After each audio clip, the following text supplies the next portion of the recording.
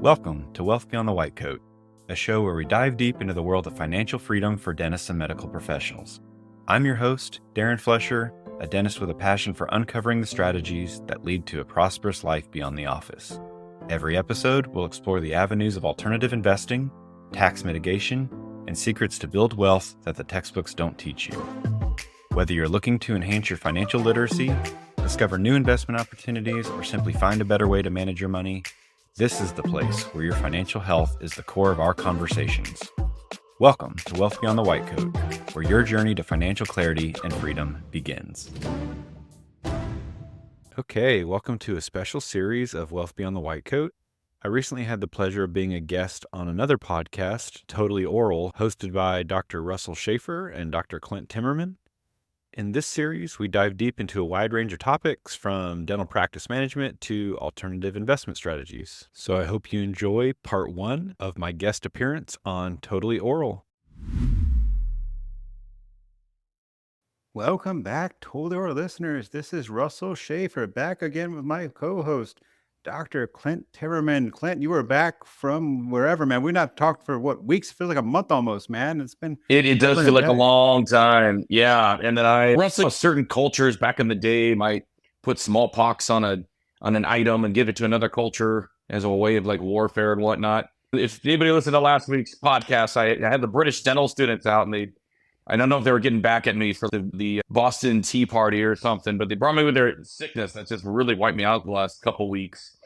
But luckily, I'm just getting over it. And they went to San Diego after they came out. And they just got back and talked about how good a time they had and everything, too. So it was really cool to be able to get their perspective on things. And definitely love for you to meet them sometime, Russell. Actually, I think there's nonstop flight from New Orleans to London, too. So maybe we can all rendezvous in the French Quarter, and you can pass on your expertise of dentures and whatnot to them sometime. Yeah, exactly. Whenever I want some delicious London food, I'll take that nonstop flight to there. Enjoy that time. It sounds fantastic. Get some fish and chips. Exactly. Some warm beer. Exactly. All that wonderful English weather. My favorite joke about the English had to always be the Puritans came to Boston and said, "This is clearly where God wants us to be. Cold, miserable. This is God's country." That's what I've always looked at Puritans. But as always, we had a great guest this week. We got a guy I've talked to for many years, or for a while, on Facebook, Darren Flesher. Darren, how you doing this week, man? You doing good? I am great, man. I actually leave for the lake for 4 days tomorrow, so I'm pretty much checked out and in vacation mode already. That is Which awesome. lake? It's Grand Lake up in northeast Oklahoma. Oh, nice. Oh, okay. Fantastic. Yeah. Fantastic. So tell me about yourself. I know you practice in Oklahoma, obviously, but tell me about yourself. Yeah. Where'd you go to dental school at and all that good jazz? 'Cause I know this is a cross promotion almost with your own podcast, but Yeah, so I went to Oklahoma State for my undergrad, and then OU is the only dental school in my state, so that was my only choice. So I had to switch over to the other team. Yeah, I had to go the other way for 4 years.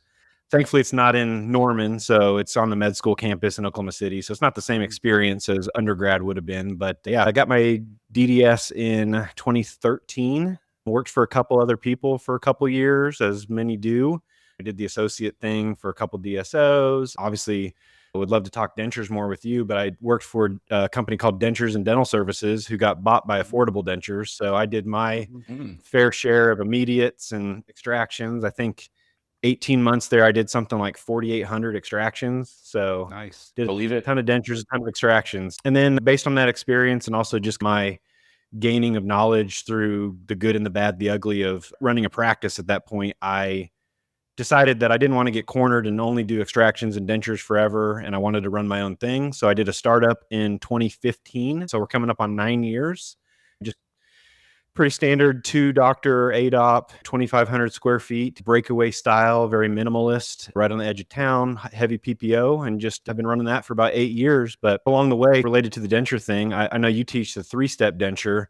I out of necessity, when I was doing my startup, went and worked for a mobile dental company that went to nursing homes, and they just paid like a day rate, and you just go there and do whatever, extractions, exams, prophies, whatever you could do. But you could also take impressions and send them to the lab and come back. And so my claim to fame with their company was a 2-step denture. It wasn't super predictable, but for the sake of like brevity and the fact that we only were there once a month, like no matter what the next appointment was, like, we're only coming back next month. We tried to get it pretty consolidated. So I was doing 2 steps, stick bows and all that kind of stuff to try to get the denture where it needed to be.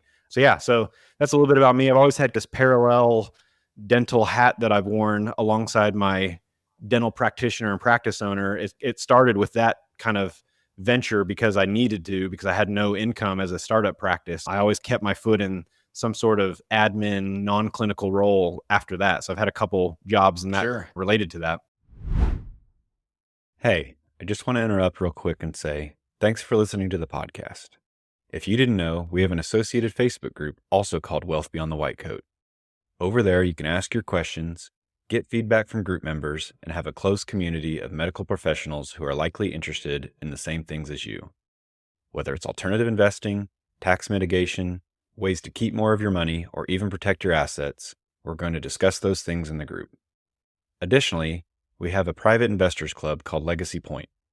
As a member, you'll get exclusive discounts to preferred vendors, and you'll get access to private investments that you'll find nowhere else. Whether it's hotels, apartments, oil and gas, equipment rental, you name it, we'll be discussing those details and offering those investments to members only inside Legacy Point Group. If you want to learn more about that, please contact me or simply email info, I-N-F-O, at legacypointgroup.com or go to the website legacypointgroup.com. And Wealth Beyond the White Coat podcast listeners get an exclusive discount if you use the code WealthBeyond. That's all caps, all together, WealthBeyond at checkout. I'd love to have you in the group, and I'd love to see you making more passive income as you move towards financial freedom, whether it's freedom to retire early, spend more time with your family, go on more vacations, or just do more of what you love while you're in the operatory. I'd love to see you doing that as part of Legacy Point. So here's to improving your financial health. I remember you first reached out to me, actually. I think when we first talked, you were asking me about I've got this whole like kind of small lecture about how there's like the lazy GP way of doing dentures and like the prosthodontist way, where it's like you can spend all this energy making beautiful dentures where you have to go like through 5 steps, or you can just do things, take good models, take a decent bite, and send it to a good lab, send it to a decent lab, and you'll get similar results. Doing more work doesn't necessarily mean better impressions. Like it's like you can spend an hour and a half. You can spend an hour and a half cutting a crown, or you can spend 10 minutes cutting a crown. Just be efficient, do good work, right? Get good results. So I'm with you 100%. Exactly. Yeah. Question for you though: were you ever in a nursing home and you were able to do it to 2 steps, and here you go, and then you get that person that still just nitpicks the hell out of it, and you're thinking, "Look, lady, like you're lucky to have this at all," or do you find they were just grateful that you were there doing, you just say they had something? Yeah, the vast majority were happy to have something. Pretty commonly, they had gone years without seeing a dentist. So when the home picked up whatever plan, this whole operation that I worked for was 2 companies. It was an insurance plan, and then it was the actual administration of the insurance. So they had everything under one umbrella. So they'd go sell the plan, and then they'd also had the dentist to go serve the plan, and that's where I came in. So a lot of these places I would go and they hadn't had a dentist for forever, and they'd be way out 3 hours each way to some place way out in Oklahoma. And I literally drive an 8-hour workday. I'd drive for 6 of it to go do an hour's of dentistry, but that's what they had and that's what we could do. Yeah, no, most of them were super grateful to just have some dentistry done, whether it was an extraction or we didn't do any endo. We didn't do any crowns. We were doing minimal restorative. Like it had to be Fuji or something really easy because you didn't have a dental operatory. Like I literally wore volleyball knee pads to see the maxillary arch because there was no chair to put somebody and they were sitting upright. So you had to lean back and do what you could there. It's like doing outreaches in third world that I've gone to. Exactly. Yeah. And I was doing that 1 to 2 days a week because my practice has always been a 3-day a week, 12-hour a day office. So I built the availability to go do something else on the other 2 days. And so I've always taking advantage of that. So yeah, I was doing that a couple days a week for several years. Well, I think that makes perfect sense, especially with new startups. I think too many young dentists, like they think they're going to start a practice up and then they're going to like just live on their working income, working the work capital, but they don't realize that working capital goes away very quickly. So you need to have a side gig, especially for that first maybe 6 months or 12 months or so. Yeah. Because you need to be busting your ass. I remember I went to a couple classes where I met some young dentists and they're like, yeah, I've been taking paychecks the entire time on my office isn't profitable. I'm like, you're going to go out of business. You're going to run out of money. And when you run out of money, you can't get more working capital. The bank's not going to be like, thanks, here's another $100,000. Go find a weekend job somewhere, because Yeah. when you run out of money and when you go bankrupt, when that number hits zero, and then someone comes and buys your job for some pennies on the dollar, and you go work for a DSO again. Yeah, exactly. I had a good startup and I had a great location. I did everything right. But even back then, like I had that mindset of I'm not going to run this into the ground, even if it's seemingly going well. Like I'm going to make sure I've got that cushion. So I worked somewhere around 8 days a month for $1,000 a day to just go see people. And that was my income for a long time, just to make sure I was good in my practice. Sure. It makes perfect sense. And that actually, how long until you started taking a paycheck too?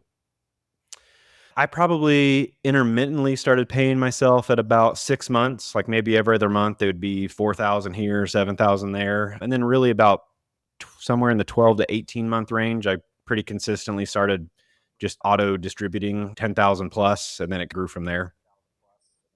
Sure. Okay. Yeah, that seems pretty typical. Where is your practice at anyway? We didn't ask that question.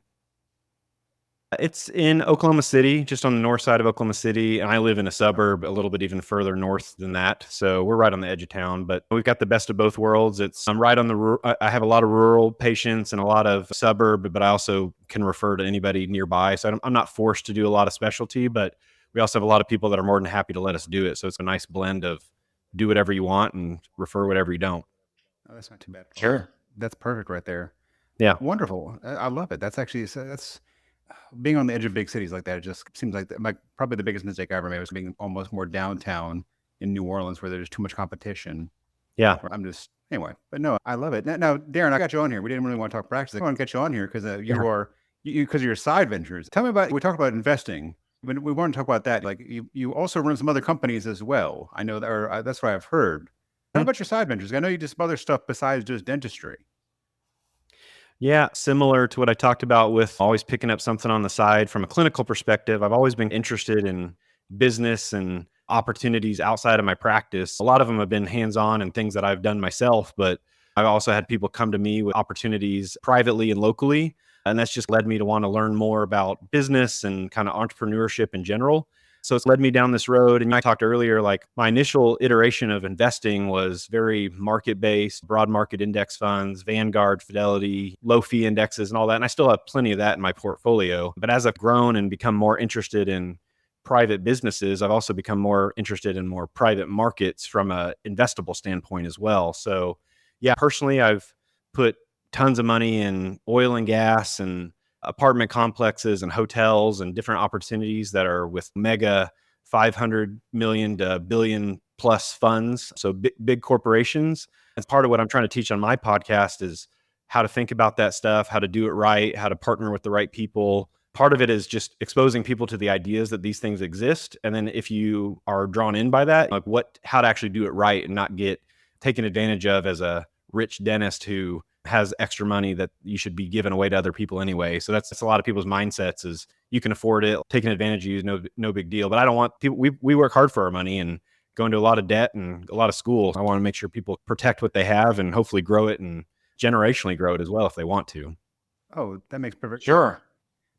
That's always been my biggest concern, honestly, because some of the stuff so are you doing like wildcat drilling? I've always been wondering that because there's some people in my area that actually have made their money on wildcat drilling down in the Gulf, where there's literally a house like probably 3 doors down from me, giant mansion where literally they somehow had enough money to do 10 wells down the Gulf, and 8 of the 10 were nothing. 2 of them hit pay dirt, and they made enough money you could clearly see they've got like that Persian chic is what I call it. You know what I mean? Where you're like, who's gaudy as but they love it. Yeah. But no, I would not advocate for wildcatting necessarily, although that's definitely something we will talk about. Like we want to know where the boundaries are we don't want to just stay in the lines. Like we need to talk about the things outside the lines too. And that would probably be one that's a little bit outside the lines for being prudent with your money. It's buying a bunch of scratch offs. Like, of course, some of them are going to hit with technology and stuff today. It's honestly pretty predictable to go drill a well as long as you have the right geologists and all that on your team. Like you can go pretty predictably hit oil when you're looking for it. Yeah. No, my wife did petroleum engineering for 10 years. She's in medical school right now, but she did petroleum engineering for 10 years. So yeah, and it's all very predictable and whatnot. But I guess, Yeah. but maybe that's the next question, honestly, is like how I've always liked the old adage, if you can't draw something with a crayon and a piece of paper or understand like that simply, that's maybe that's Stephen Lynch. That's either Stephen Lynch from Fidelity's Magellan who explained that way, or Warren Buffett's explanation. You shouldn't be investing in it. But I guess, do you have that sort of Agreed. interpretation of it? Hey, I just wanted to interrupt the show real quick and tell you about an exclusive member discount for Legacy Point group members. The company is called Gelt, and they're both tax planning and tax preparation. We connected because their CEO actually comes from a family of physicians, and he understands the financial complexities that healthcare professionals face these days. Legacy Point is honored to partner with Gelt because it's our shared mission to empower successful professionals with optimal tax and financial outcomes. For your 20% discount off financial planning and tax preparation and priority access with their onboarding, become a member over at legacypointgroup.com.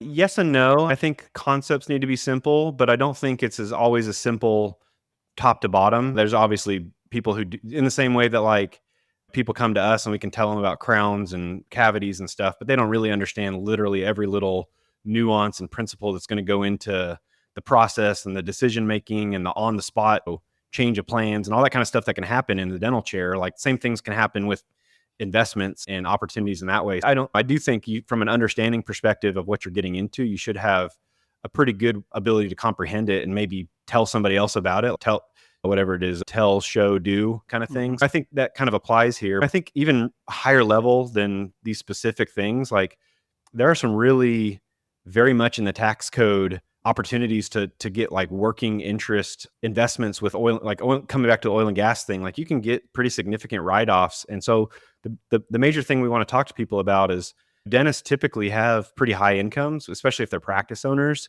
And so really we want to focus on like marginal tax brackets where you really are getting a good ROI. So I think it's somewhere around in 2024, I think it's like 384,000 is where it jumps to like the 32% federal tax bracket.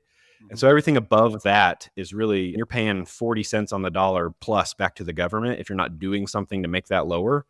And so those are the dollars that we want to talk to people about within your practice and within the kind of the confines of being a business owner. Like you should be doing cost segregation and the employee retention credit if you did all that kind of stuff, and your home office and your car write-off and all the little details that really practice owners should do. But once you make so much money, there's only so many of those little kind of tiny bucket things you can do. And then beyond that, you have to get a little creative and maybe go find things that are not Googleable. Because the hard thing about the stuff I want to talk about is there's not a lot of money in teaching it. And so that's why I'm doing it for free with a podcast. Is you can make money selling index funds or whole life insurance or like whatever else people think is an investment that's worth doing. But teaching you about how to invest to save some tax dollars, like people, there's not a huge audience for it because not a lot of people make that kind of money. And the actual monetization is not in the education. That's why I'm doing it. Like it's just a passion project for me. It's something that I've done a lot of myself and just want other dentists to know what's possible for them. Sure. One thing I've wondered, how do I know, like we'll get on Facebook and it might be other dental colleagues. It might be just a general advertisement, or it'll say, hey, invest in RV parks, or hey, we're going to be putting these apartment buildings in.